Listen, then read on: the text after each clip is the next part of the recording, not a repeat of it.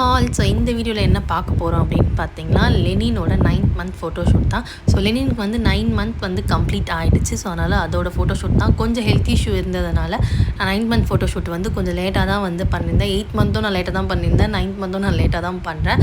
But இருந்தாலும் பண்ணணும் அப்படின்றதுக்காக நான் வந்து ஃபோட்டோஷூட் வந்து பண்ணியாச்சு.